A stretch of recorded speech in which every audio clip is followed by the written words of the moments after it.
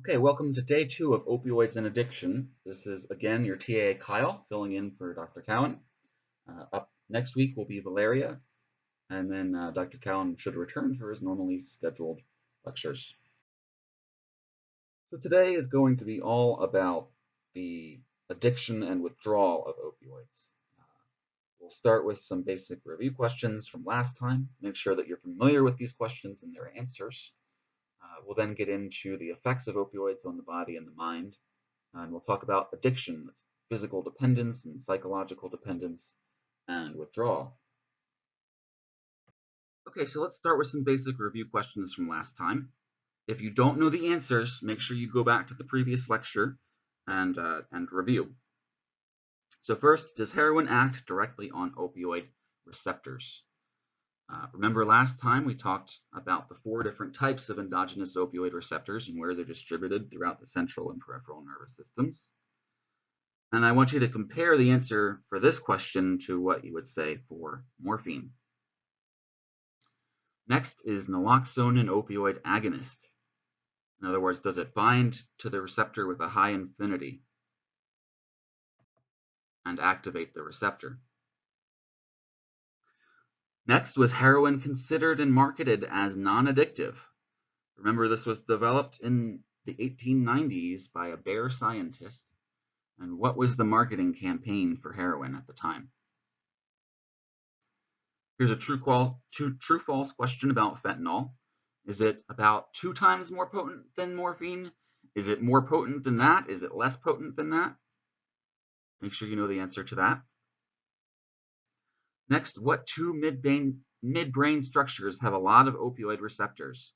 And which one is involved in the top-down control of pain?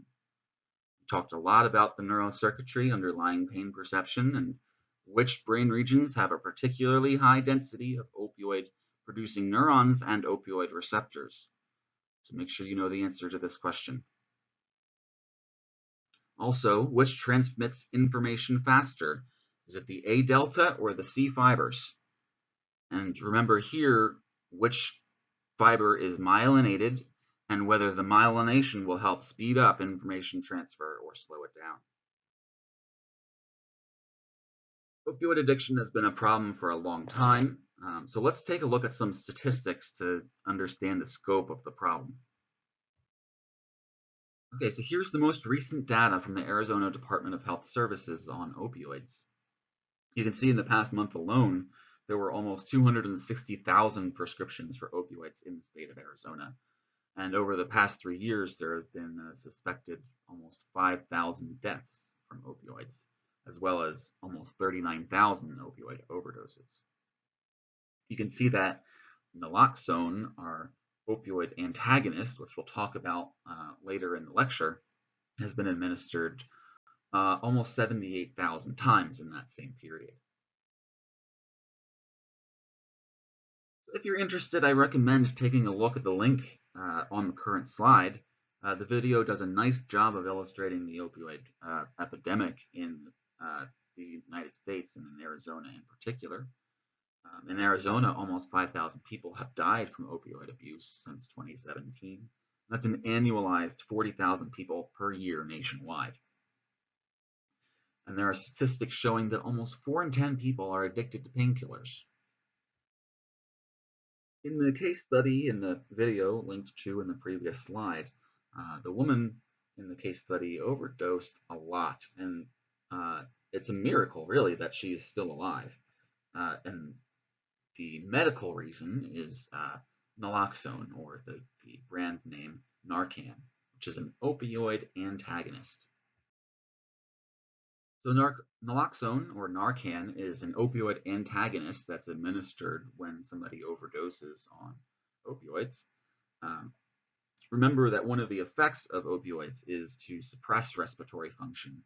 That breathing becomes much more shallow and irregular and can lead to death.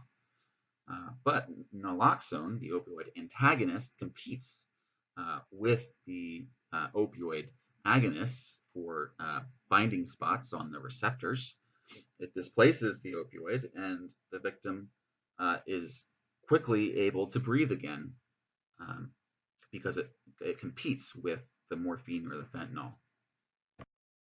You can see the binding site.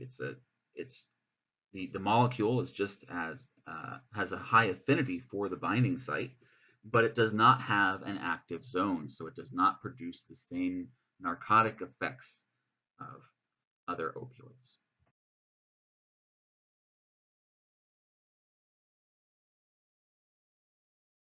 Now let's take a few minutes to look at the mental and physiological effects of opioids on addiction, dependence, and withdrawal.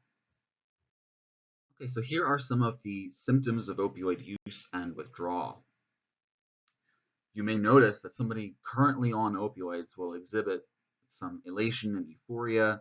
They may appear sedated and drowsy and be confused. You may notice constricted pupils and slowed breathing. They may even lose consciousness. They are probably also experiencing constipation. Some behavioral signs of opioid abuse are going to be doctor shopping.